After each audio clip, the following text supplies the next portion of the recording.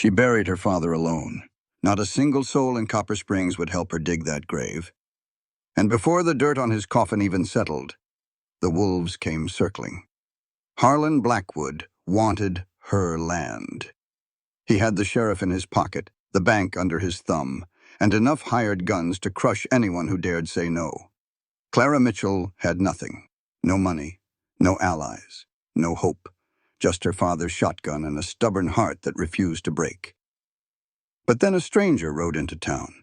A man with blood on his hands and ghosts in his eyes. A man everyone feared. And he was about to change everything.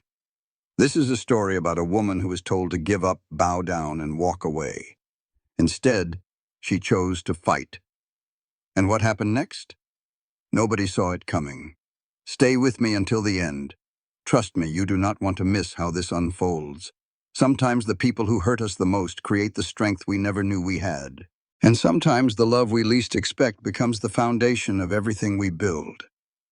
This story is for every woman who has ever been told she is not enough, that she should quit, that she cannot win alone. Clara proves that courage is not the absence of fear. It is standing your ground when everything inside you screams to run. If this story touched your heart, drop a comment and tell me your favorite moment. Hit that like button if you believe strong women deserve happy endings. And if you want more stories like this, subscribe and turn on notifications so you never miss one. Share this with someone who needs to hear that fighting for yourself is always worth it. That winter wind in 1878 cut right through Clara's coat, but she never shivered. Behind her stood the little farmhouse her father built. "I heard you the first 3 times. Clara's voice was steady as stone. "My answer has not changed." Jonas shifted in his saddle, the leather creaking in the frozen air. The 2 men with him looked ready for trouble. "Miss Mitchell, I am trying to be reasonable," Jonas said, his eyes holding no warmth at all. "Mr. Blackwood has waited long enough. Your father owed him." "My father owed him nothing," Clara said, her jaw tight. "That loan was paid 2 years ago. I have the paperwork." "Paperwork can burn," Jonas smiled, a chill running down Clara's spine. "A woman alone out here, well, that is just asking for trouble. Consider it a fact of life. You have until sundown tomorrow." She only let her breath out after they were gone. Ezra Polk, the old ranch hand, came limping from the barn, his face a map of worry. He was 58, and all she had left. "Heard what that snake said," Ezra grumbled. "Your father paid that debt. I was right there. But Blackwood burned the bank records. We know it, but we can't prove it." Clara pulled her thin coat tighter. "So it is my word against a powerful man." "The marshal is 300 miles from here," Ezra said. "Too far to do any good." Clara glanced at the fresh dirt of her father's grave. "I will not let him win. This land is all I have left." He put a calloused hand on her shoulder. "Pride will not stop a bullet, Miss Clara." He nodded toward the fields. "They cut the fence again this morning.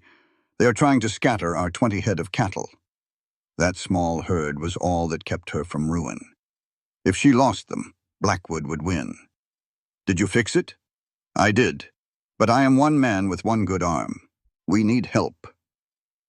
"We cannot afford help," Clara said quietly. They were already down to 1 meal a day, the money from her mother's jewelry nearly gone.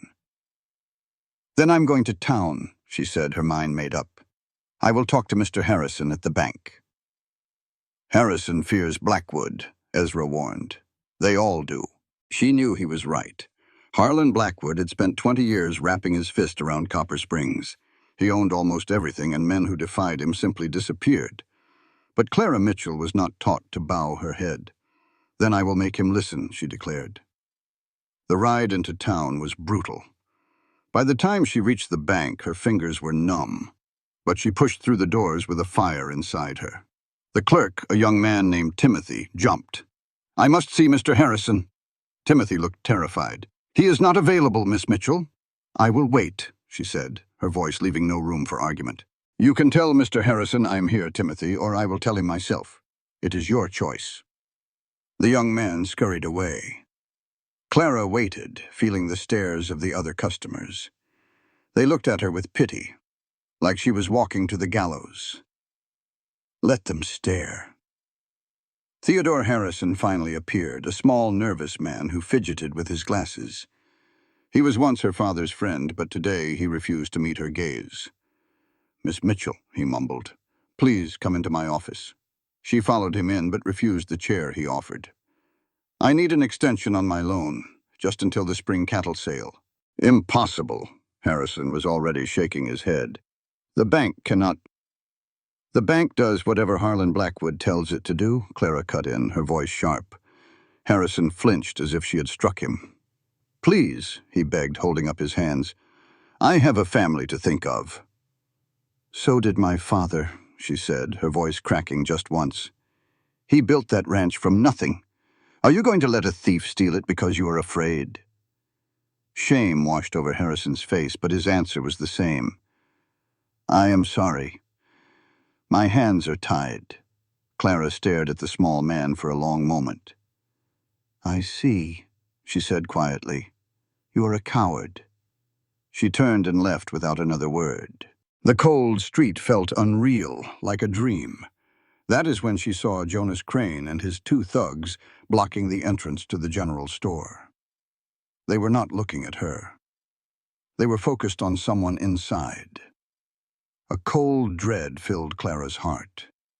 She knew it was trouble, but her feet carried her forward. She pushed open the door to see Maggie O'Brien, the town widow, pressed against the counter. Maggie was a tough woman who took nothing from nobody, but right now she was pale with fear. "I am telling you," Maggie said, her voice shaking, "I do not have that kind of money." A big man with a scarred face grabbed Maggie's arm. "Mr. Blackwood does not like problems." "Let her go." The words flew out of Clara's mouth before she could think. All 3 men spun around to face her. Jonas Crane's smile was full of pity. "Miss Mitchell, we were just speaking of you. It seems Mrs. O'Brien cannot pay her rent, now that her best customer has stopped coming by." His eyes gleamed. "That would be you, would it not?" Of course. Blackwood was going after her friends, too. "This has nothing to do with her," Clara said. "You have already lost, girl," Crane said. "You just do not know it yet. But sign over your land today, and I will forget all about Mrs. O'Brien's troubles. Mrs. O'Brien's debt. Everyone's a winner but me. You, Jonas, just laughed. Honey, you lost the day your father died. You just won't admit it to yourself." The door behind Clara creaked open, and a blast of cold wind shot inside. She didn't dare turn around, her eyes locked on Jonas and his men. But she heard the slow, heavy footsteps on the wooden floorboards. Then she heard a voice. "Seems to me the lady made herself clear." Jonas's smirk vanished. His gaze flickered to someone standing behind Clara. "This ain't your business, stranger." "Well, I'm making it my business." Clara finally turned. He was a tall man in a worn coat, his dark hair dusted with snowflakes. His face was weathered from sun and wind, and his eyes were like black coffee. A thin scar traced his left cheek. His hand rested easy, right near the gun on his hip. He looked like trouble, but he also looked like hope. "Who in the hell are you?" Jonas demanded. "The name is Sam Hayes," the stranger said, stepping inside. He placed himself right between Clara and Jonas's crew, "just passing through this town, and I don't much like what I'm seeing." Jonas squinted his eyes. "Hayes. Samuel Hayes." A flicker of something crossed the stranger's face. Maybe he recognized the name, or maybe he was just tired of hearing it. "So you've heard of me. Every lawman and outlaw from here to Texas knows who you are." Jonas's hand twitched toward his gun, but stopped cold. "You're a bounty hunter. They say you put down 8 men in Abilene." "Folks say a lot of things," Sam said, his voice flat. "Most of it is just talk. So, what's a man like you doing in Copper Springs? I told you, just passing through." Sam's eyes scanned the room. He saw Maggie's terrified face, Clara's determined stance, and the 3 thugs who suddenly looked a lot less sure of themselves. "Looks like I picked a bad time to stop in." Jonas was doing some quick thinking. Clara could practically see him weighing the risk of facing a known killer against the shame of backing down. "Mr. Blackwood won't like this," Jonas warned. "Well, your Mr. Blackwood can come talk to me himself if he's got a problem." Sam gave a smile that wasn't friendly at all. "I'll be over at the saloon, unless he wants to send more of his boys to run his errands." The insult just hung there in the quiet room. Jonas's face turned beet red. "This is not over, Hayes." "I didn't figure it was." For a long second, no one moved a muscle. Then Jonas jerked his head at the door. "Let's go." His men shuffled out after him, throwing ugly looks over their shoulders. The door slammed shut, and Clara let out a breath she didn't know she was holding. "Thank you," Maggie whispered. "Oh, heavens, thank you." Sam barely glanced at her. His focus was all on Clara, studying her with a look that made her skin crawl. "You're the Mitchell woman," he stated. It was not a question. "How do you know my name?" "Heard folks talking at the saloon last night."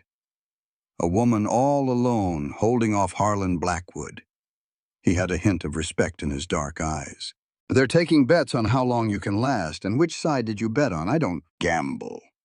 He walked to the door, then paused. "You ought to get on home before dark. Men like Crane get bolder after the sun goes down." "Wait!" Clara called out, stepping toward him. "Why did you help us?" Sam was quiet for a second. "I have seen men like Blackwood before," he said at last. "They take whatever they want. They destroy anything they can't have. Someone should have put a stop to them a long time ago." "And you are going to be the one to stop him?" "No, ma'am." His smile was bitter. "I stopped being that kind of man many years ago. I just do not like watching wolves trap a sheep." He tipped his hat and vanished into the snow. Clara just stared at the closed door.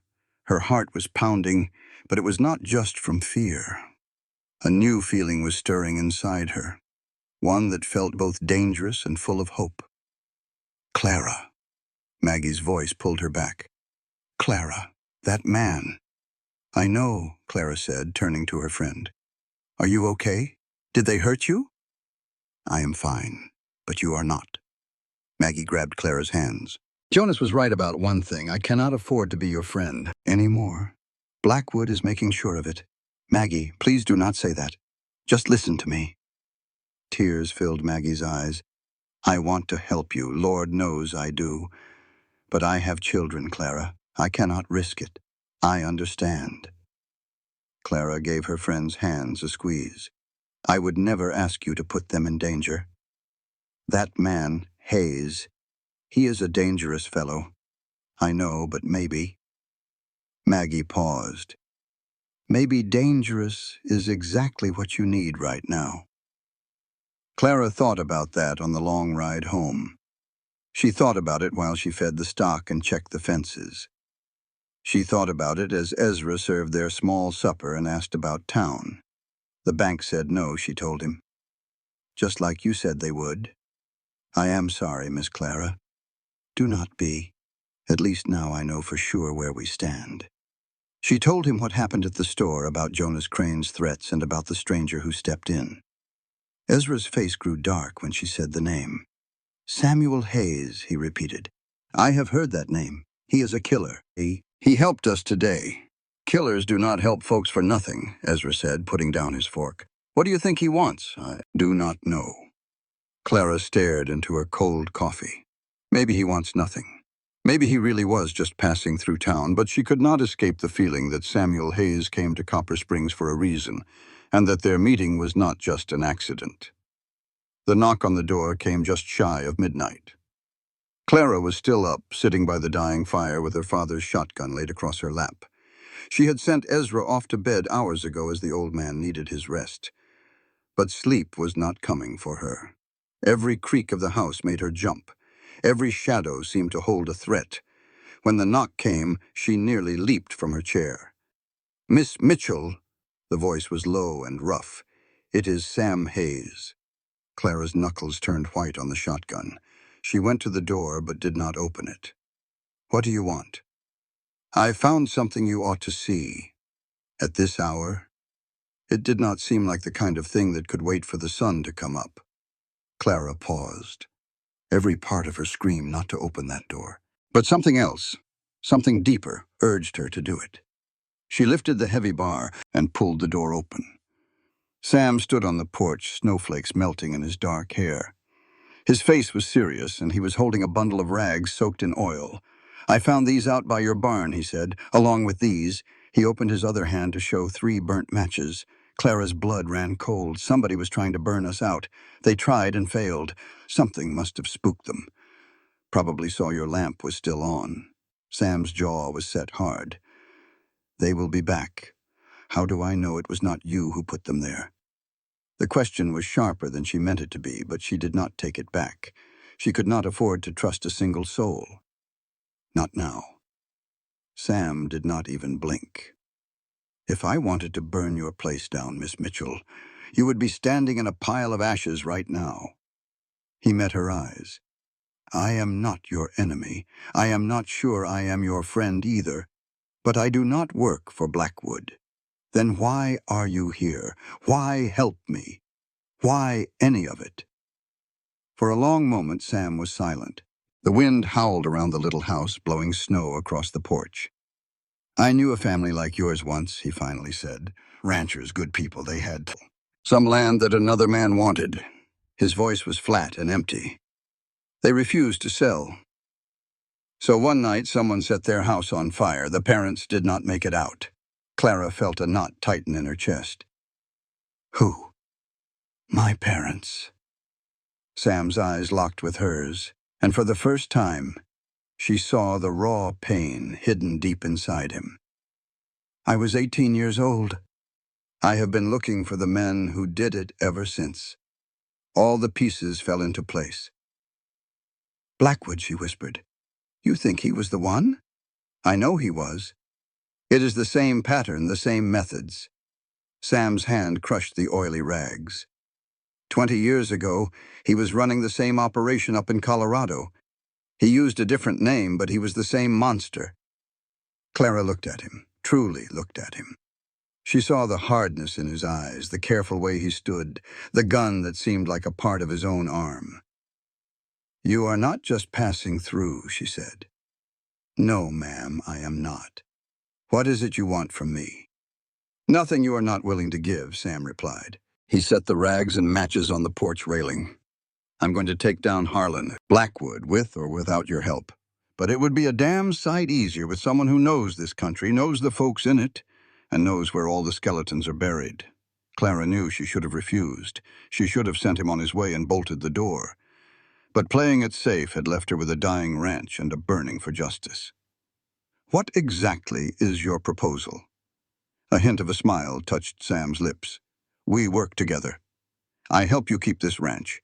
In return, you help me gather what I need to put Blackwood away for good. And if we fail together." His gaze was steady. "Better than failing all by yourself." Clara thought of her father in the cold ground, the long winter stretching out before her. "Room and board."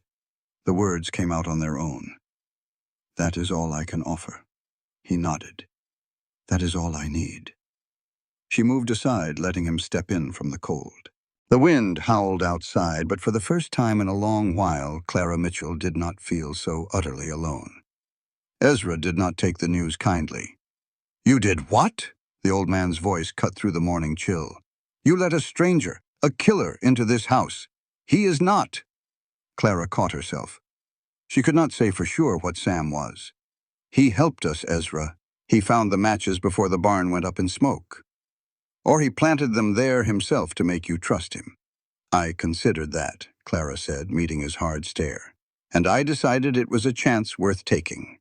Frustration twisted Ezra's face. He paced the length of the kitchen, his bad shoulder throwing his walk off kilter. Through the window, they saw Sam already out in the bitter cold, mending the broken fence. "Your father trusted me to look after you," Ezra said softly. "How can I do that when you invite the wolf to the front door?" "Sam Hayes is not our wolf," Clara said, pouring coffee. "Blackwood is, and we need any help we can get." "He is not help," He is using you. Maybe, Clara said, handing him the cup. But I am using him, too. That ought to make us even. Ezra looked at her for a long, hard moment before shaking his head. You are just like your father, stubborn as a mule. I will take that as a compliment. It was not meant to be one, but she could hear the affection under his grumbling. Fine.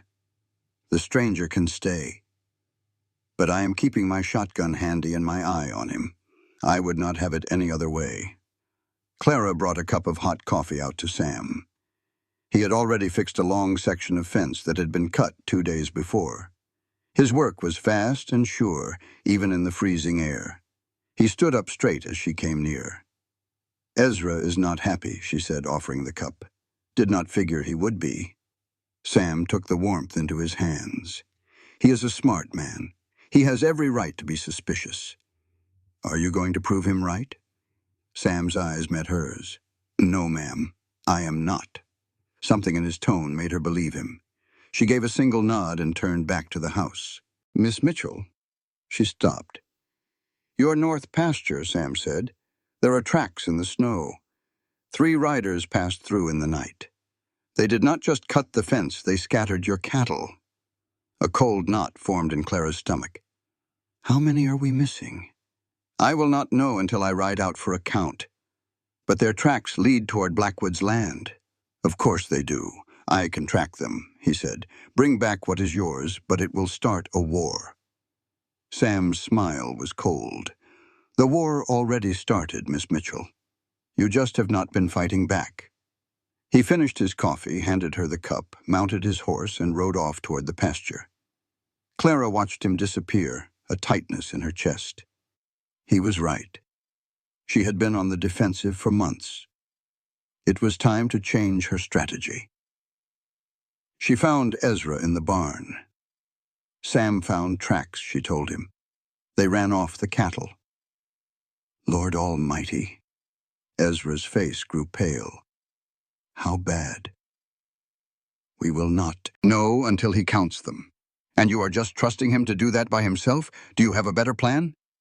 Ezra said nothing. They both knew the hard truth. Neither of them could make that ride. Clara's horse was lame, and Ezra's shoulder meant he could not stay in a saddle for more than an hour. I do not like this, Ezra muttered. Neither do I. But we have no other choice. The hours passed slowly. Clara tried to stay busy, but her gaze kept returning to the window, scanning the horizon for a rider. What if Sam never returned? What if this was all a trick? The sun was beginning to set when she finally spotted a dark shape moving against the snow, pushing a small herd of cattle. Clara threw on her coat and ran out. 12 head, Sam called as he rode in. Found them in a gully about 3 miles. North, another day, and they would have frozen solid. 12. She had begun the winter with 20. The others? Sam's jaw clenched. On Blackwood's land. I saw them through the fence. His men were already putting their brand on them. Something inside Clara broke. 8 cattle. That was months of hard work, years of her father's dream, all stolen overnight. We have to get them back. We cannot. Not legally. Sam dismounted, his face grim. Once they are branded, it becomes your word against his. And in this county, his word is the law. Then we will go to the marshal. That will take weeks. Those cattle will be long gone by then. Sam stepped closer. I am sorry, Miss Mitchell. Clara wanted to scream. Instead, she took a deep breath and set her jaw. Then we will make sure he does not take any more. That night, they held a war council. The 3 of them gathered around the kitchen table, an unlikely partnership born from pure necessity. We need to fortify the property, Sam stated, spreading out a rough map. The north fence is the weak spot. That is where they have been coming through. We cannot watch it all night, Ezra pointed out. There are only 3 of us. We do not have to watch it. We just have to make them think we are watching it. Sam tapped the map. I will set up some decoys, a few lanterns, things that look like watchmen from a distance. I will take the first watch. What if they come in force? They will not. Not yet, Sam said, his eyes hard. Blackwood wants this to look like your ranch is simply failing. If he sends an army, people will start asking questions. People already talk, Clara said bitterly. Talking is not the same as testifying in court. He needs to keep this quiet. Sam looked directly at her. That is his weakness. He is proud of his reputation. So, we will use it against him. We make this a public matter. Let everyone in Copper Springs know what is happening and force their hand. Ezra snorted. Nobody is going to choose our side. They are too afraid. Fear can be changed, Sam said quietly. I have seen it. One person stands up, then another. It is not a dream, it is a plan. But first, we have to survive long enough to see it through. They talked late into the night, making plans and assigning duties. By the time they finished, Clara was exhausted. Get some sleep, Sam told her. You are no good to us worn out. What about you? I do not sleep much, he said, grabbing his coat. I will take first watch. Ezra can take over at midnight. Clara was too tired to argue. She just nodded and went upstairs. Miss Mitchell, he called out. She paused. You did good today. Never took another wife. He claimed she was the only one he could ever love. Sam quietly said that was a rare thing. Clara looked at him and asked if he had ever loved someone that way. Sam grew quiet for a long time. His voice was heavy when he finally answered that he had, once. He did not say more, and she did not ask. She eventually asked what happened. He said she married a safer man, with a bitter smile. He could not blame her, saying he was not husband material. He shook his head. He was just a ghost now, dead inside for so long that he had forgotten how to live. Clara should have let the topic die. Instead, she heard herself say that maybe it was not too late for him to remember. Their eyes met over the dancing flames of the fire. A silent understanding passed between them, a possibility that neither of them dared to name. He whispered, maybe. Just then, Ezra's heavy footsteps on the stairs shattered the moment. Clara stood up quickly. She said she ought to get to bed. Sam agreed, his voice once more a flat, neutral sound. He told her she should be careful. She did not turn back as she walked up the stairs. That fragile peace held for 5 days. On the morning of the 6th day, Clara was jolted awake by the sound of many horses. She pulled on a coat and rushed outside, her heart hammering in her chest. A group of riders was making its way up the road. Harlan Blackwood led them with Jonas Crane and a half-dozen armed men at his side. Sam was already standing on the porch, his rifle ready. Ezra came out of the barn carrying his shotgun. Sam told Clara to stay behind him. She refused, saying this was her ranch and she would face Blackwood herself. Sam's jaw set, but he did not argue. Blackwood pulled his horse to a stop a short distance from the porch. He looked like a gentleman, with his fine clothes and silver hair shining in the winter sun, but he had the eyes of a snake. Miss Mitchell, he said in a voice as smooth as molasses. He hoped he was not interrupting. She told him he was always interrupting and asked what he wanted. Blackwood smiled, a cold, thin smile. He said he was there to make a final, generous offer. Clara told him she had already given her answer. Ah, but things change, Blackwood said, his eyes sliding over to Sam. He noted that she had a new hired hand. He called Sam by name, Mr. Hayes. Sam's voice was like stone. Blackwood. The rancher's smile grew wider. He said a man of Sam's reputation, working as a common ranch hand, made one wonder what he was truly after.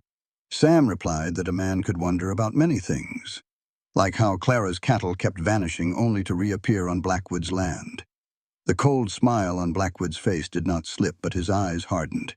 He said cattle sometimes wander in the winter. Sam pointed out that they only seemed to wander in one direction. Blackwood's voice turned to steel. Mr. Hayes, I know who you are. He turned back to Clara. Did your new friend tell you about the men he has killed? About the families he has ruined? Clara's stomach twisted, but her voice was level. She said Mr. Hayes's past was his own concern. Blackwood pressed on. Is it his own concern when one of those men was my own brother? The words struck Clara like a slap. She looked at Sam for an answer. His face was unreadable. He said it was half true. He had hunted Blackwood's brother, but he did not kill him. Sam kept his eyes locked on Blackwood. He said the man took his own life when he saw him coming, rather than face justice. Blackwood's composure finally broke. "Lies," he roared. "You murdered him. Your brother murdered my family." Sam's voice was deadly quiet. "He burned our home with my mother and sister still inside. I hunted him for 3 years. When I finally found him, he chose the coward's way out." The air between the two men was electric with hate. Clara felt the violence simmering just below the surface. "That is enough," she said sharply. Blackwood collected himself. He warned Clara that siding with Sam would only bring her pain. He then doubled his previous offer for her land, saying it was enough to start over somewhere new. "I do not need to hear the amount," Clara said, stepping forward with her head held high. "This land is mine. It belonged to my father. It will never belong to you." "Never is a long time, Miss Mitchell," Blackwood said as he turned his horse to leave. "I hope you do not regret that word." His men followed him like shadows. When they were gone, Sam told Clara she had done the right thing by challenging him in front of his men. She knew he would not forgive it. Sam agreed. "Now," he said, "it gets ugly." That very night, they came. A gunshot woke Clara from a dream of fire. She grabbed the shotgun and ran downstairs. Through the window, she saw the barn was ablaze. She threw open the door and ran into the yard. Sam was already there, trying to beat back the flames with a blanket. Ezra was leading the frightened horses out of the smoke.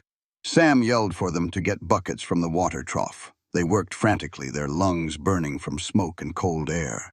After a long struggle, the fire finally died, leaving one wall of the barn a blackened mess. Everyone was safe. Ezra said he saw 3 men ride away to the west. It was too dark to see faces, but he knew it was Blackwood's work. Clara's anger burned hotter than any fire. "He thinks he can scare us into leaving," she said. "He thinks we will break." Ezra's voice was heavy with weariness. "Miss Clara, they nearly killed us. They will try again." "Let them try," Clara said with cold fury. She turned to Sam. "It is time to make this public. Tomorrow, I ride into town and tell everyone what happened. I will make them see what kind of man Blackwood truly is." Sam warned her it was a dangerous plan. Blackwood would not allow it. "Then he will have to stop me on Main Street in front of everyone," she answered, her eyes blazing. After a moment, Sam nodded slowly. "I will ride with you." "Me too," Ezra said, his voice firm again. "If this is our stand, we make it together." Clara felt a surge of gratitude. Together she agreed. But none of them knew that their every move was being watched from the dark tree line. Jonas Crane sat on his horse, his face troubled. He was only supposed to watch and report back. But the woman's spirit, her refusal to be broken, had stirred something in him. He turned his horse and rode into the night, no longer certain which side he wanted to see win. The ride into Copper Springs the next morning was a heavy one. Clara kept her back straight, hiding the fear that churned inside her. Sam was on her right, Ezra on her left. It felt like 3 against an empire. The townspeople stopped their business to stare as they rode down the street. Clara could feel every pair of eyes on them. They watched the Mitchell woman, the old ranch hand, and the quiet bounty hunter everyone whispered about. She reined in her horse in the center of town. She dismounted in front of the general store. Sam was right there with her. "Are you sure about this?" "No," Clara said, pulling her shoulders back. "But I am doing it anyway." She pushed open the door. The store was full of people, but a hush fell over them as she walked in. "I need everyone's attention," she said, her voice clear and steady. "Last night, Harlan Blackwood's men tried to burn my barn down. This is the 4th attack on my ranch in 2 weeks." A murmur spread through the room. Miss Mitchell, the owner, Theodore Harrison, said nervously, "Perhaps this is not the place for this." "This is exactly the place," Clara said, her eyes scanning the crowd. "You all knew my father, Samuel Mitchell. He was an honest man. He built our ranch with his own 2 hands. And now Harlan Blackwood is trying to steal it from me." "That is a serious accusation," a man mumbled from the back. "It is the truth." Clara pulled out a charred piece of wood.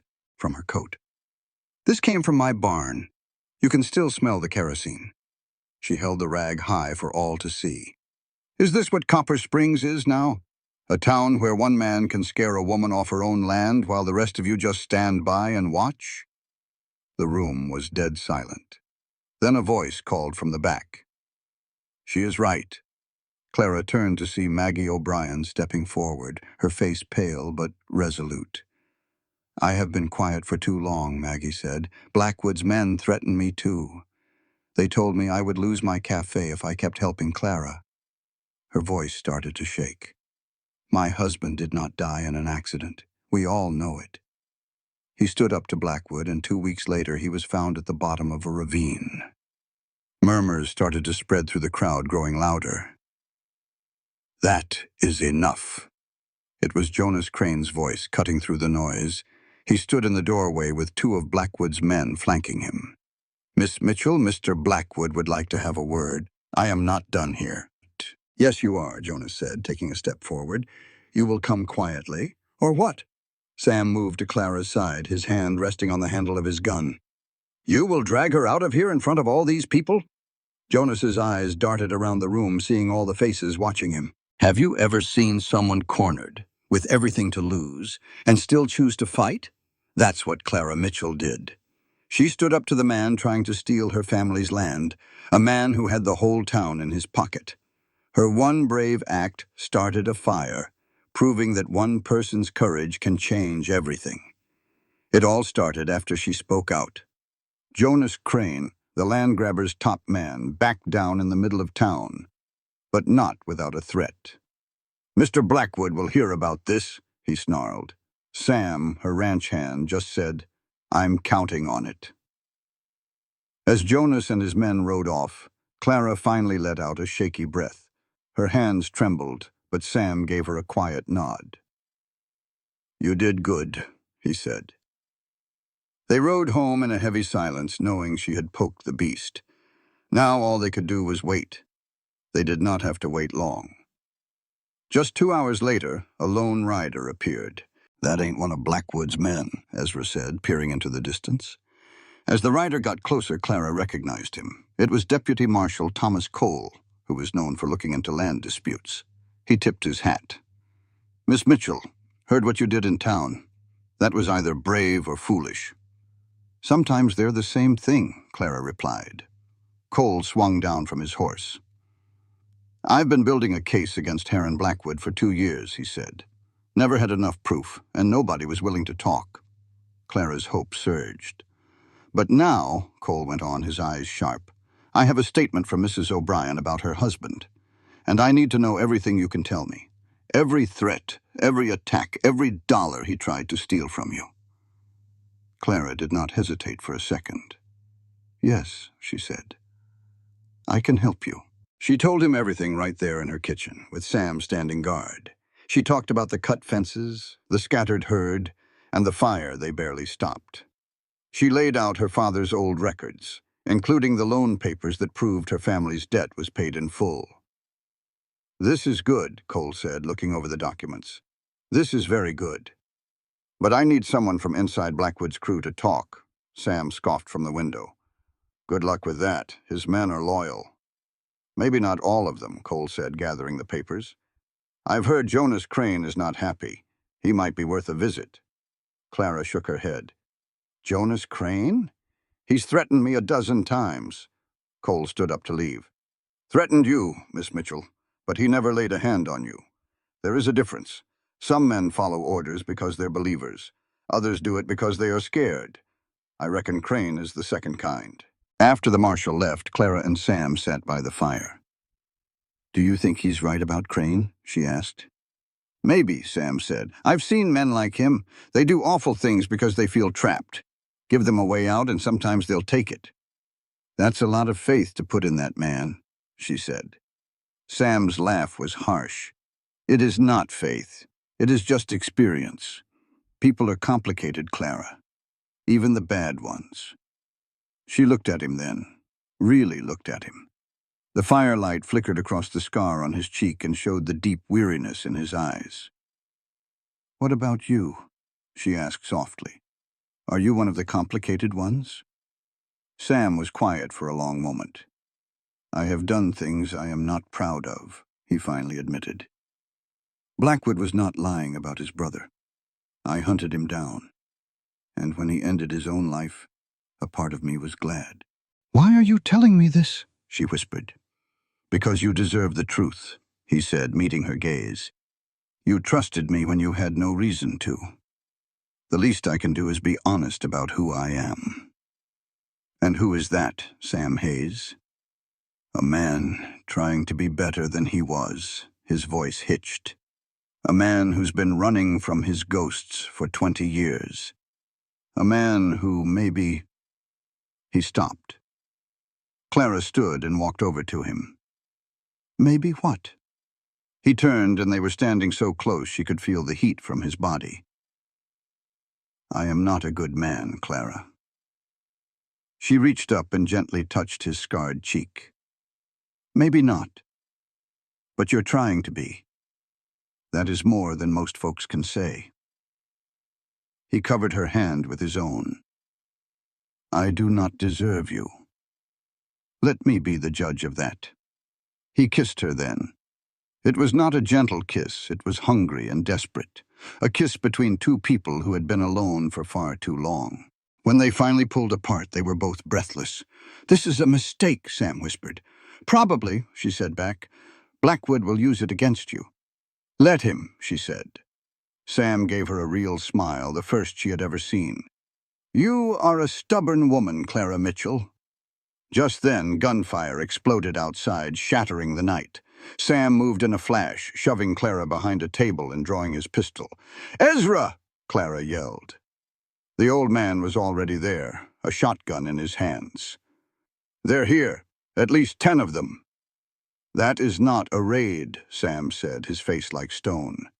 That is an army. A window shattered, sending glass flying across the room.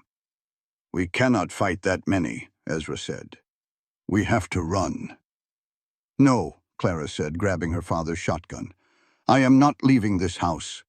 If Blackwood wants this land, he'll have to take it from my cold, dead hands. Just then, a voice boomed from the darkness.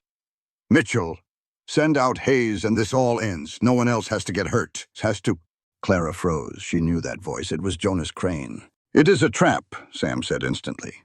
But Clara was already moving toward the door. She opened it before he could stop her. Jonas Crane stood alone in the yard, his hands held up to show they were empty. Behind him, other riders held back, their torches flickering in the wind. What do you want, Crane? Clara called out. I just want to talk, he said. His voice sounded tired, almost broken. Blackwood sent us to burn you out, he said plainly. He told us to kill anyone who fought back, make it look like an accident. Clara felt a chill run down her spine. Then why are you telling me this? Because I'm tired, Jonas said, his voice cracking. I have done terrible things for that man, things that do not let me sleep. He looked straight at her, and for the first time she saw shame in his eyes. You remind me of my sister. She had that same fire. She died because I was not there to protect her. I know nothing can excuse what I have done, Jonas continued. He reached into his coat, and Sam tensed. But Jonas only pulled out a folded piece of paper. This is a list, he said, holding it out.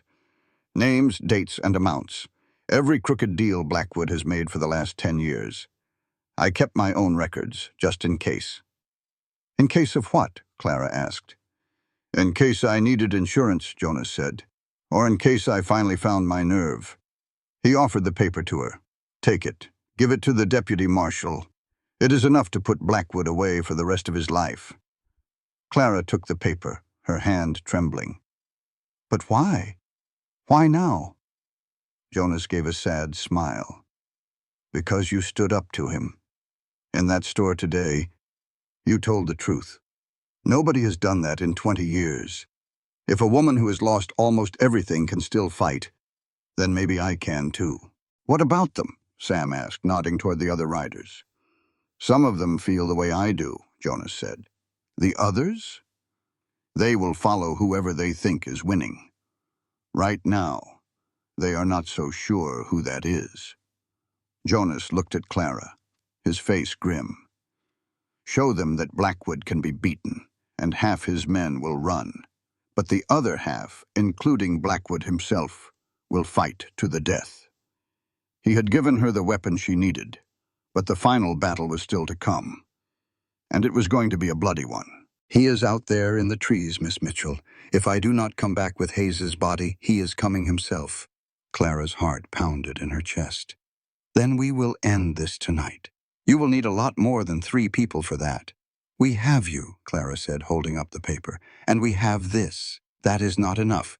Then make it enough, she shot back, her voice sharp.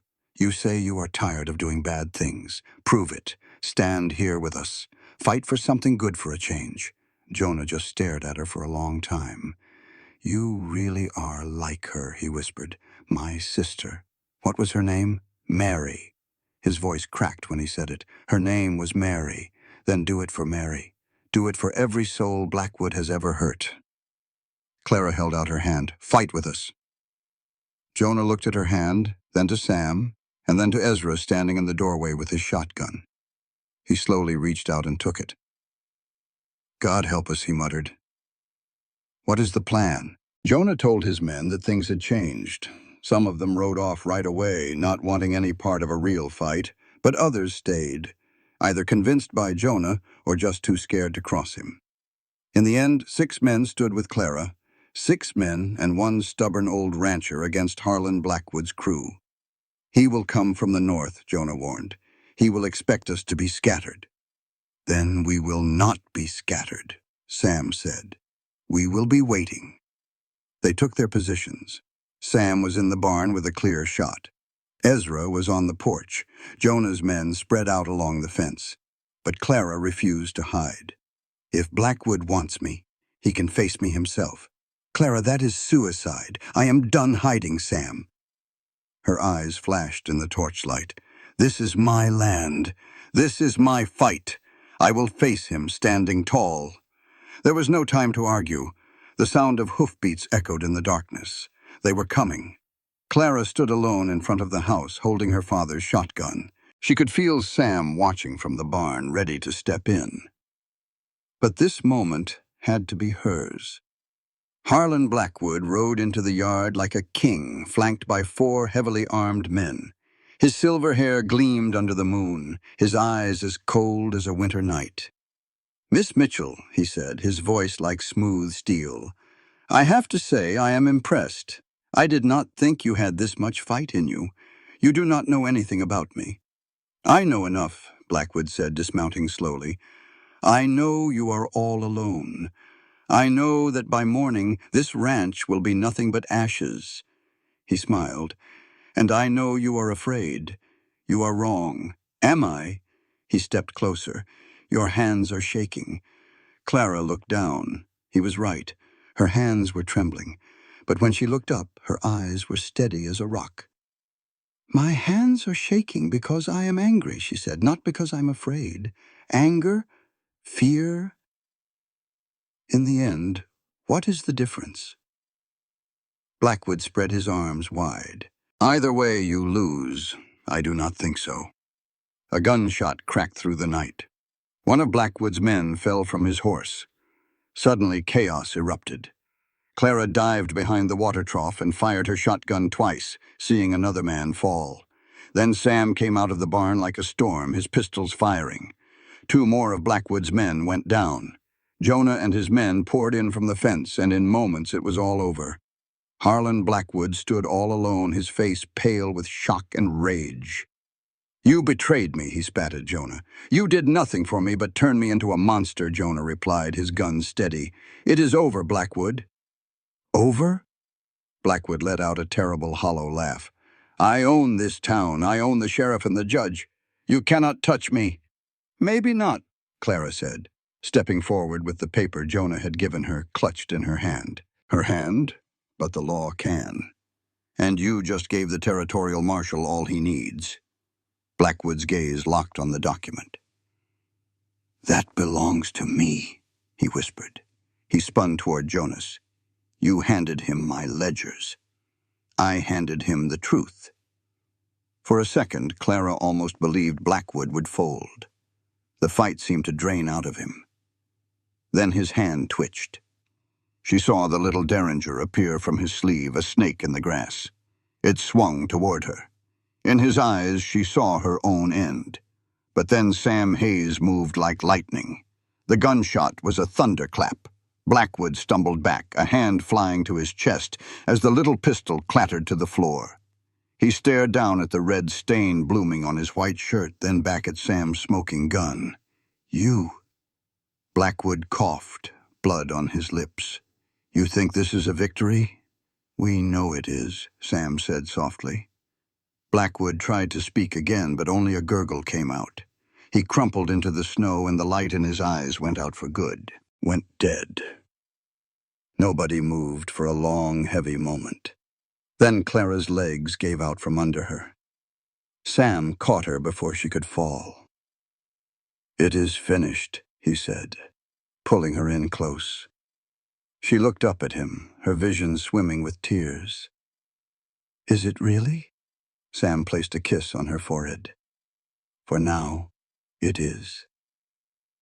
All around them, the darkness began to give way to the dawn, and for the first time in a long, long time, Clara Mitchell felt a flicker of something she thought she had lost forever. Hope. The sun came up on a whole new world. Clara stood in the very spot where Harlan Blackwood had fallen. The snow was still red, but a fresh dusting was already starting to hide the stain. She knew she would not ever forget. "You ought to get some rest." Sam's voice came from right behind her. "I cannot." She kept her back to him. "When I close my eyes, all I can see is his face, not Blackwood's." Clara finally turned to him. "My father's. I wonder what he would think of all this." Was right there beside her. What do you suppose he would say? Clara was silent for a spell. "I think he would say I did what had to be done." Her voice was shaky. "I think he would be proud, but I also think it would break his heart. He would be so sad that his little girl had to watch a man die. You did not kill him, Clara, did I not?"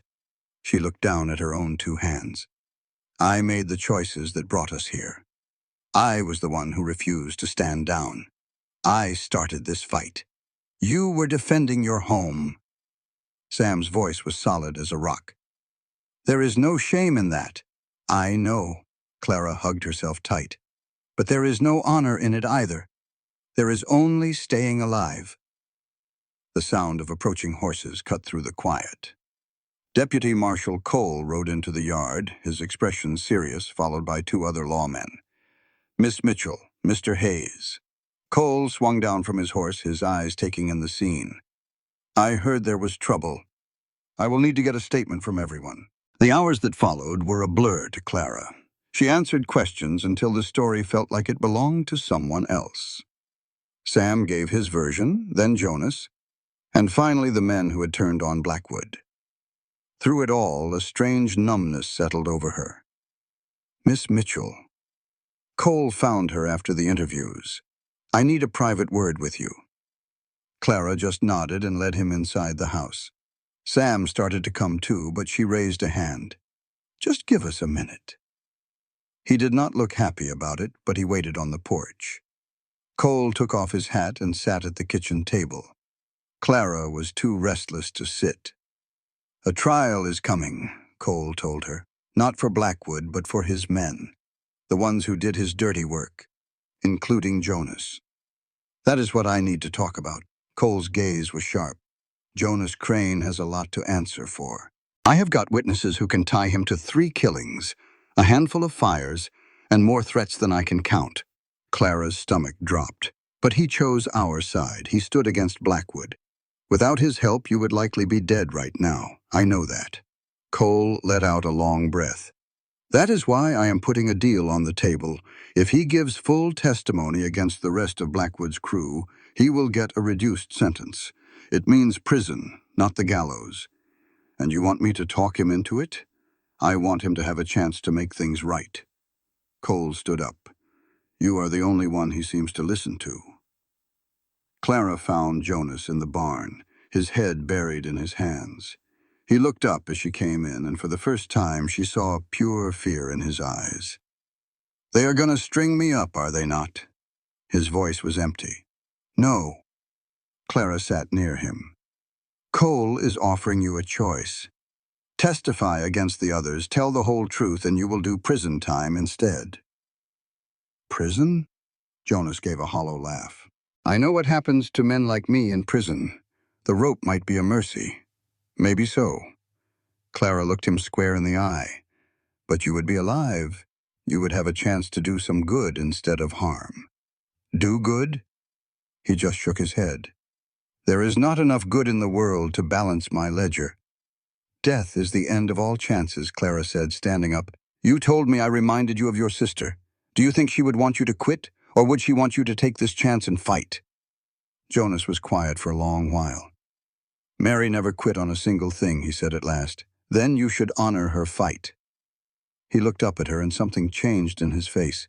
"You really believe a man can change his ways?" Clara thought of Sam, of the dark road he had walked, and the man he was trying to be. "Yes," she said, "I surely do." Jonas took the deal. The trial began a week later. Clara took the stand twice, once for the attacks on her ranch, and again for the night Blackwood died. Sam also testified, his voice firm as he told of the 20-year hunt for his family's killer. But it was Jonas's words that blew the case wide open. He gave them names and dates explaining everything. He spoke of murders that looked like accidents and land stolen with fake papers. By the time he finished, the courtroom was stunned. "He kept a record of it all," Clara whispered to Sam. "Every crooked deal, every payment." "A smart man," Sam said back. "Or a scared one. Probably both." The jury came back with harsh sentences. 3 of Blackwood's men were condemned to hang. 5 others would face long years in prison. Jonas received a sentence of 10 years. As the judge's gavel fell, Clara felt a weight lift from her soul. Not relief exactly, but something close. "It is finally over," she said. Sam took her hand. "The trial is. But the rest is just starting." She turned to him, confused. "What are you trying to say? I mean," he paused, "I have been thinking about what is next. For you and for me." Clara's heart skipped a beat. She had been avoiding this very talk. "And what did you decide?" Sam did not answer right away. He led her out of the courthouse to a quiet spot in the back. "20 years ago, I lost it all," he said. "My kin, my home, my belief in anything good." He faced her directly. "I have spent all that time just hunting, trying to fill up this hole inside me with revenge. Did you ever find it?" "No." His smile was sad. "Nothing ever worked. Not the money, not the killing. The hole just got deeper." Clara felt her eyes begin to well up. "Sam, just let me finish." He took both her hands. "When I rode into Copper Springs, I was just looking for vengeance. I thought killing Blackwood would bring me peace." He shook his head. "It did not. I pulled that trigger and felt nothing at all, just empty." "Then what was different?" Sam's voice broke. "You. You were different. Your grit, your stubbornness, the way you just refused to quit." He moved a step closer. "For the first time in 20 years, I found something to fight for that was about living, not dying." "Sam, what are you telling me?" He took a long, slow breath. "I am telling you I want to stay, right here, with you." His eyes searched hers for an answer. "I am telling you that I love you, Clara Mitchell, and I want to spend the rest of my days trying to be a man who deserves you." Clara could only stare, her heart hammering against her ribs. "You love me? More than anything? Even after all of it? All the killing and the darkness? Because of all of it?" Sam gently cupped her face. "You have seen the very worst part of me, and you are still standing here. That means everything." Clara. He had just offered her everything. She longed to say yes, to fall into his embrace and stay there forever. But a shadow of doubt held her back. "I need some time to think," she told him. It is just so much to take in. A flicker of disappointment crossed Sam's face, but he simply nodded. Take all the time you need. He let go of her hands and walked away, leaving Clara alone with her spinning thoughts. She loved him. She knew that with a certainty that settled deep in her bones. But sometimes, love is not enough to build a future on. She found Ezra with the horses, ready to head back. That fella Sam, he looks at you the same way your daddy used to look at your mother's picture. Ezra's voice was soft. A feeling like that cannot be faked. How can you be so sure? She asked. Been around a long time, Miss Clara. I have seen real love, and I have seen folks just pretending. He ain't pretending, Clara sighed. That does not mean it is meant to be. Nothing in this life is a sure thing, Ezra said with a shrug. But you never get anywhere by being too cautious. Your father knew that. It is why he took a chance and built this whole ranch from dust. They rode back to the ranch as the sun bled across the horizon. Things looked different, not broken, but settled. The barn stood tall again, the fences were mended. A sense of calm had returned. It looks peaceful, Clara said, the word feeling foreign on her tongue. It is the first time in months it has felt this way, Ezra agreed. No one trying to run us off or burn us down. Just peace. Clara let the feeling wash over her. When was the last time she felt it? Before her father passed. Before a man named Blackwood tried to destroy everything she held dear. So much was different now.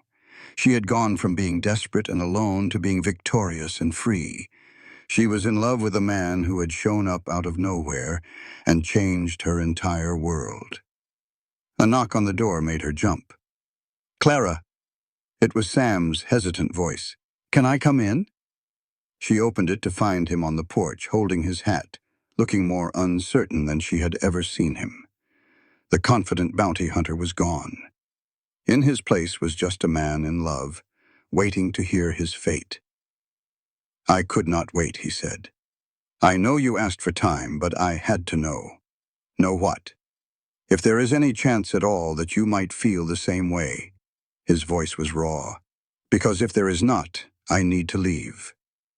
I cannot stay here and see you every day, loving you and knowing you do not love me back. It would kill me. She looked at him, really looked at him. The scar on his cheek, the lines around his eyes. He was not young or handsome in a conventional way. He was dangerous and haunted by things she might never understand. But he was also brave and honest, and he had risked everything to protect her. I have been thinking, she said slowly, about what Ezra said about regrets. He asked me if I would regret giving you a chance. Clara stepped closer. And I realized I would not. Not ever. The only thing I would regret is letting fear make my decisions for me. Hope shined in Sam's eyes. What are you saying? I am saying yes. Clara reached up and touched his face. I am saying I love you too, Sam Hayes. I am saying I want you to stay. For a moment, Sam was still. Then his arms were around her, holding her tight, and his lips were on hers. I will spend every single day earning this, he whispered. I know you will. They stood there in the doorway as the light faded, holding on to each other. 3 days later, just as they were settling into their newfound peace, a stranger rode hard into the yard. He was a young man, barely 20, with terror in his eyes. Are you Clara Mitchell? He asked, his voice trembling. My name is Daniel Reed from Silver Creek. We heard how you stood up to Blackwood. Well, another man, Marcus Stone, is doing the same thing to us. He is grabbing land and threatening anyone who resists. Last week he murdered my father. Clara's heart went cold. We need your help. You are the only one who has ever stopped men like him. Sam came out of the barn, his expression hardening at the sight of the stranger. What is going on here? Another monster, Clara told him quietly.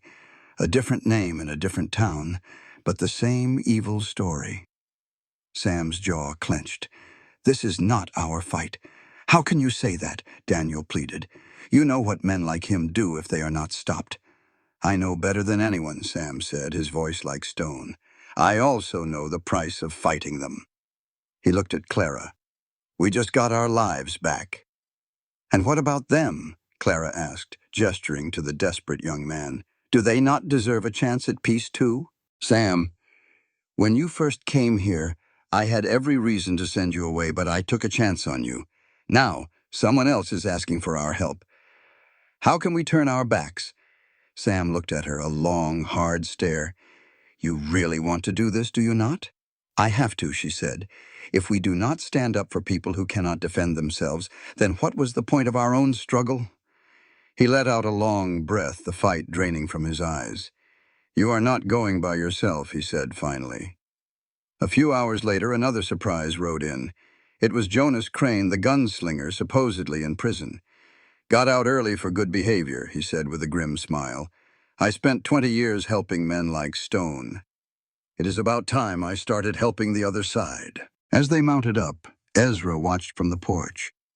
Your father would be proud, Miss Clara. I hope so, she said, taking one last look at the home she had fought so hard to save. Keep it safe for me, Ezra. With my life, the old man promised. Clara spurred her horse forward, Sam on her right and Jonas on her left. The ranch disappeared behind them, and the long road to Silver Creek stretched out ahead. Whatever was waiting for them, she would face it. She had learned that courage was not about being fearless. It was about acting even when you were terrified. And this time, she was not alone. You could see the defeat in their hollow eyes and slumped shoulders. Any hope they had died the moment they realized 3 strangers could not save them. Clara knew that look all too well. She had worn it herself not long ago. The Reed place is just past the church, Daniel said, his voice tight with pain. What is left of it anyway?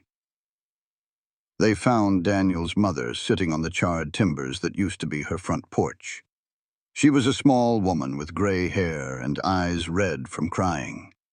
She looked up as they rode closer, and the grief on her face nearly broke Clara's heart. You came, Mrs. Reed whispered. Daniel said you would, but I did not believe him. We came, Clara said, swinging down from her horse to kneel beside the woman. Tell me everything. The story was a familiar and ugly one. Marcus Stone had shown up in Silver Creek 3 years ago, buying land for prices folks could not refuse. But the Reeds would not sell their water-rich land. That is when the accidents began. Fences were cut, cattle disappeared. Then, 2 weeks ago, a fire in the barn killed Daniel's father. The sheriff says it was an accident, Mrs. Reed said bitterly. He says Thomas knocked a lamp over in the barn. But Thomas was never careless like that. Never. Where is Stone now? Sam asked. His ranch is 5 miles east of here. He has 20 men, maybe more. Mrs. Reed's voice cracked. And the sheriff is in his pocket. We are not fighters, Miss Mitchell. We are just farmers. We do not know how to stand up to men like that. You do not have to, Clara said, taking the woman's hands in her own. That is why we are here. That night, they made a camp at the ruined farm and planned their next move. Marcus Stone was not like Blackwood. He was not a public man with a reputation to worry about. He was a predator, and you could not shame a predator. We need proof, Jonas said, something that connects him directly to that fire. Without it, it is just our word against his. And his word is worth more than ours around here, Daniel added. Sam was quiet, his dark gaze fixed on the campfire. There might be another way, he finally said. Clara looked over at him. What are you thinking? Stone does not know who I am, Sam explained. To him, I would just be another drifter looking for a job. His jaw was set like stone. I could get inside his operation. I could find the evidence we need. That is suicide, Jonas said flatly. He will not find out, Sam replied. Not until it is too late. Clara's heart felt like a fist was squeezing it. Sam, no, there has to be a different way. There is not, Sam said, meeting her gaze. You know there is not. Stone has been doing this for years and never been caught. The only way to get him is from the inside. And if something goes wrong, you will finish what we started. His voice was firm. With or without me. Clara wanted to scream at him, to forbid him from taking such a terrible risk. But she saw the resolve in his eyes. She knew with a certainty that made her ache that he was right. How long? She asked, her voice quiet. A week, maybe less, Sam said as he stood up. I will ride out in the morning. Act like I'm just passing through and need some work. And if Stone does not hire you? He will. Sam's smile was grim. Men like him always need men like me. That night, Clara could not find any sleep. She found Sam on the porch, staring up at the blanket of stars. You should be resting, he said without looking at her. So should you. I cannot, she said, sitting so close their shoulders touched. I just keep imagining all the ways this could end badly. You, inside Stone's ranch, surrounded by his men. One wrong word. One look. I know, Sam said, and he took her hand. I have been doing this a long, long time, Clara. I know how to play a part. That is what scares me, she confessed. The part you played for 20 years. The hunter. The killer. What if you become that man again? Sam was quiet for a long moment. I have thought about that, he said at last. About who I was, and who I want to be now. About the line between justice and plain revenge. He turned to face her. You are my line now, Clara. Everything I do it thinking about coming home to you. Promise me, she whispered. Promise you what? That you will come back, Clara's voice broke. Promise me you will not do anything stupid or heroic. Just promise me you will put yourself first. Sam gave her that rare, genuine smile that changed his whole face. I cannot promise that, but I can promise I will fight like hell to get back to you. He kissed her on the forehead. That is the best I can do. It was not enough. It would never be enough. But it was all she had. Sam rode out at dawn. Clara watched him until he was just a speck on the horizon. Her heart lodged in her throat. Then she turned back to the others. We have got work to do. The following days were a flurry of activity. Clara and Jonas gathered every scrap of information they could find about Stone's operation. Daniel spread the word among the other ranchers, building a quiet coalition of brave and desperate men. Maggie arrived on the third day, having ridden all the way from Copper Springs. Ezra sent word, she explained, pulling Clara into a hug. Said you all might need some reinforcements. Maggie, this is not your fight, Clara said. The hell it is not, Maggie's eyes flashed with fire. My husband died because men like Stone think they can take whatever they want. If I can help stop that from happening to someone else, then I will. By the end of the week, they had a solid plan. They also had a network of ranchers ready to make a stand together for the first time. But they still had not heard a single word from Sam. He is fine, Jonas said when he caught Clara staring down the road for the 100th time. He knows what he is doing. You do not know that. No, Jonas admitted, his voice surprisingly gentle. But I know men like Sam Hayes do not go down easy. He will come through for you. On the 7th day, a rider finally appeared on the horizon. Clara's heart leaped, and then it crashed. It was not Sam. It was one of Stone's men, a young cowboy who looked nervous. Miss Mitchell, he said, dismounting with his hands held high. I am not armed. I just came to deliver a message. What message? The cowboy swallowed hard. Mr. Stone says he has your man. He says if you want to see... Clara felt a chill run clean through her. The cowboy couldn't meet her gaze. I am sorry, ma'am. I tried to warn him. Warn him about what? Clara demanded. Mr. Hayes was getting too close to the truth, Stone found out. The world seemed to drop out from under her feet. Is he alive? Barely, the cowboy admitted. Just as Clara moved for her horse, Jonas grabbed her arm. Clara, wait. This is a trap and you know it. I do not care, she said, her voice tight. Going alone is suicide. He will kill you both. Then what do you want me to do? Clara snapped. Leave Sam to die and just go home? No, Jonas said, his voice steady as a rock. I suggest we give Stone exactly what he wants, and then we take everything he has. The plan was simple and dangerous. Clara would ride to Stone's ranch just like he asked, but Jonas and the other ranchers would be right behind her, hidden and waiting for her signal. This is risky, Maggie told her, her face etched with worry. Everything about this is risky, Clara said, checking her pistol. Her hands were surprisingly steady. But I am not leaving him behind. I know you are not, Maggie said, pulling her into a tight hug. Just be careful.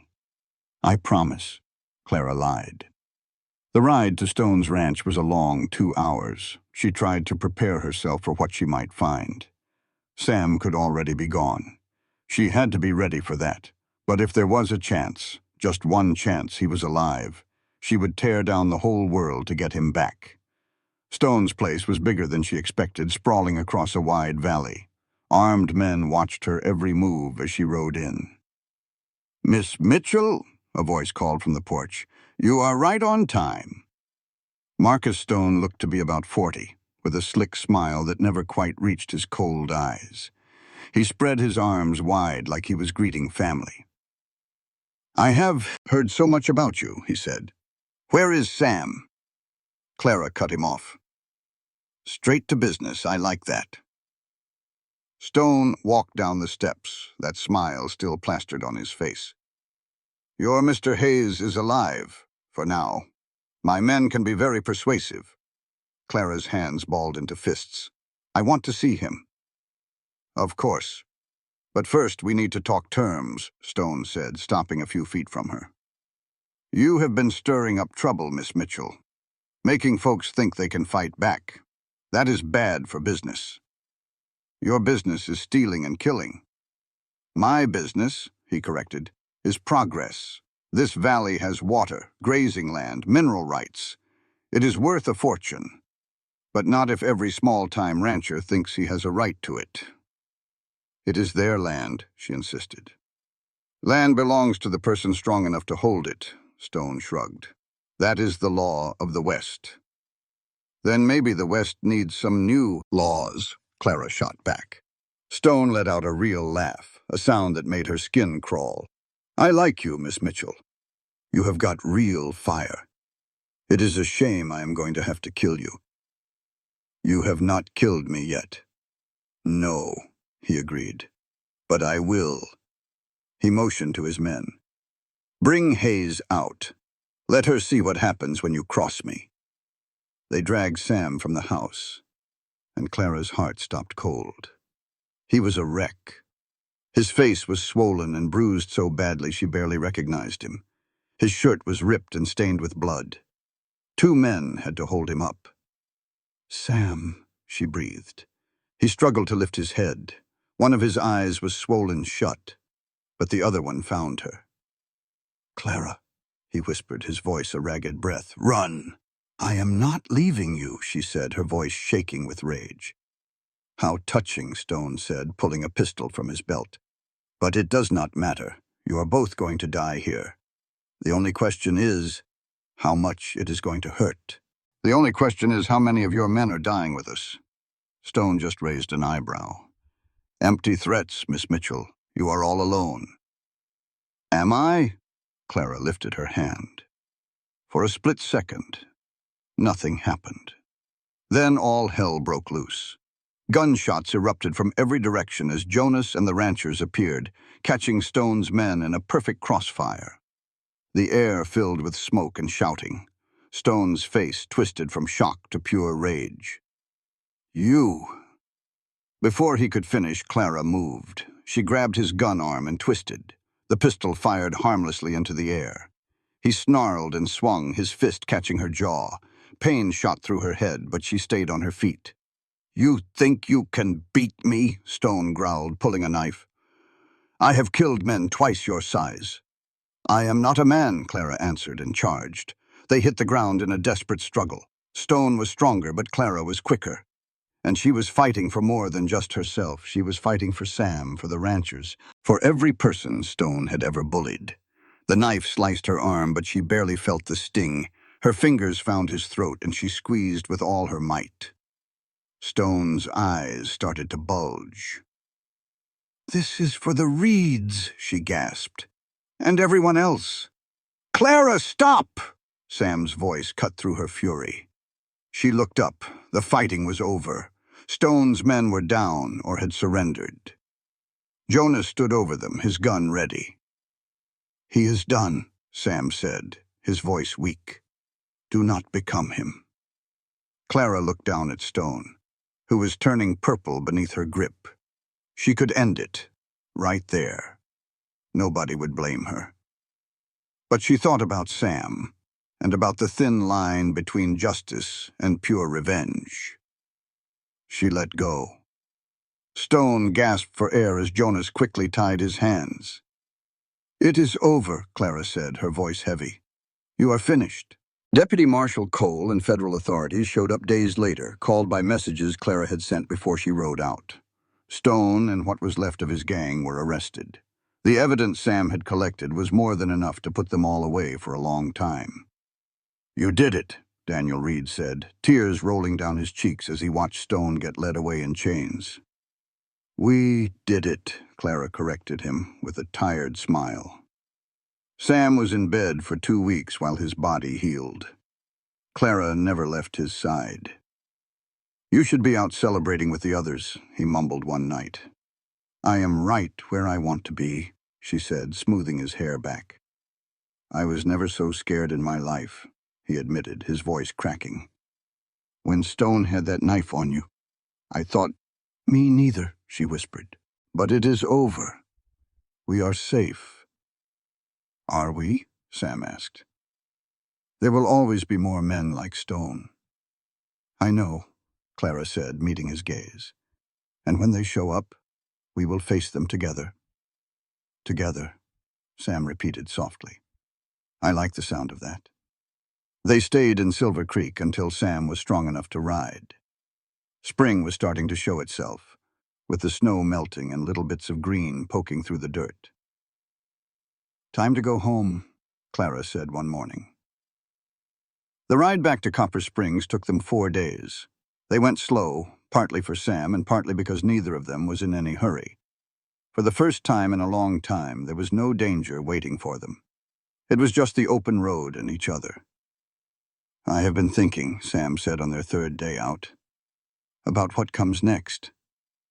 "I am done running," he said, his voice firm. "And I am done hunting." He looked right at her. "I want to build something instead of tearing things down. With you, Clara, if you will have me." Clara smiled. "Sam Hayes, is that a proposal?" "I suppose it is," he said, pulling his horse to a stop. "I do not have a ring or much of anything, really. Just myself. But I love you, Clara Mitchell, more than anything. And I want to spend the rest of my life showing you that." Tears welled up in Clara's eyes. "Yes," she said. "Yes, I will marry you." A huge grin spread across Sam's face, making him look 10 years younger. "Really?" "Really," she laughed. "Did you think I would say no?" "I hoped you would not," he said. He pulled her close and gave her a long, deep kiss that said more than words ever could. They arrived home on a perfect spring afternoon. Ezra was right there on the porch waiting for them. His weathered face broke into a wide smile when he saw them. "About damn time," he called out. "I was starting to think y'all had forgotten where you lived." "Never," Clara said, dismounting to embrace the old man. "How is the ranch?" "Better than ever. We had some help while you were gone." Ezra nodded toward the barn. Word got around about what you did over in Silver Creek. Folks have been coming by to offer a hand. Turns out you are something of a legend now." Clara shook her head in disbelief. "I am no legend, just a woman who refused to give up." "That is what makes you one," he said. The wedding took place 3 weeks later. It was a small gathering, with just family and their closest friends.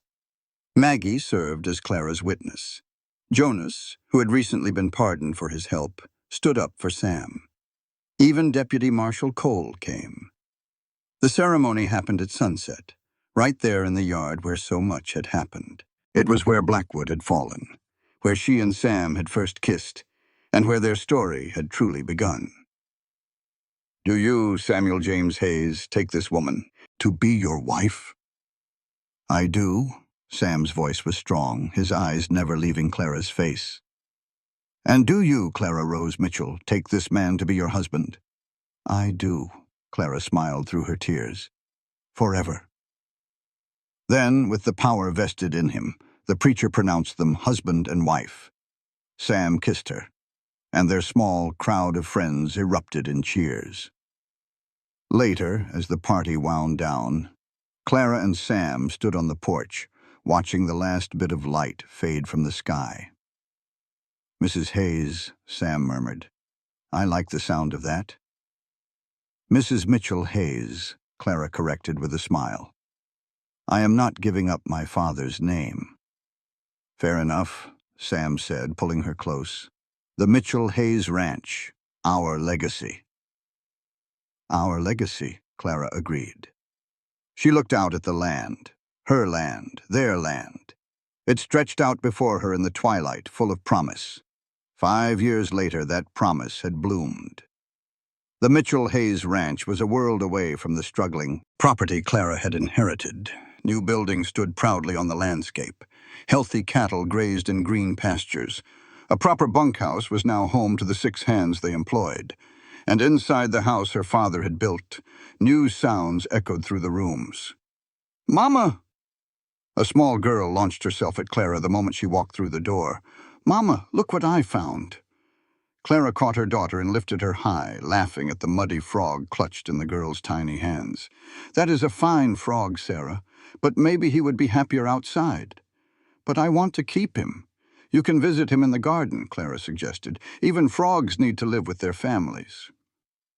Sarah considered this with the seriousness of a 4-year-old, then nodded and raced out the door to release her new friend. Sam came out from the back room, cradling their infant son in his arms. "Thomas finally fell asleep," he reported. "I think he has your stubborn streak. He refuses to rest when anything interesting is happening." "My stubborn streak?" Clara raised an eyebrow. "I seem to remember you being the one who insisted, model." They shared an easy smile, the kind of smile between two people who had been through the worst together and came out stronger. "Ezra is asking about dinner," Sam said. "Something about that apple pie you promised him." "I did promise," Clara said, taking the baby from him and settling him on her shoulder. "But first, I need a moment." She walked to the window, looking out at the land that had cost so much but given back even more. So much had changed since that day in Copper Springs. Then she was desperate and alone, clinging to her father's ranch with only hope. Now she had everything: a home, a family, and a husband who looked at her like she was the most precious thing on earth. She had a community that had learned to stand together. Sam came up behind her, wrapping his arms around her waist. "What are you thinking about?" "I'm thinking about how far we have come," Clara said, leaning back against him. "About everything we survived." She turned in his arms to look up at the face she loved so much. "Any regrets?" he asked softly. Clara thought about all the fear and the fighting, the long nights when she wondered if it was worth it. "Not one," she said. "Not even that first day when you decided to trust a stranger." Clara smiled. "That was the best decision I ever made." Sam kissed her, a soft kiss that spoke of years already shared, and many more to come. Outside, their daughter Sarah's laughter filled the evening air. In Clara's arms, baby Thomas stirred and then settled back to sleep. From the kitchen came the sound of Ezra grumbling about cold food. This was her life. It was not the one she had planned, but it was the one she had fought for. The West had tested her in every way possible. It took her father and threatened her home, but she had refused to break. She found friends in strange places and love in the most unlikely heart. She found a strength she never knew she had. She stood her ground when everyone told her to run. In the end, she won something far more precious than land or safety. She won a future that was built on courage and love. Clara looked out at her ranch, her family, and her hard-won peace, and she knew that every single struggle had been worth it. Because some things in life are worth fighting for, and true love is the worthiest of them all.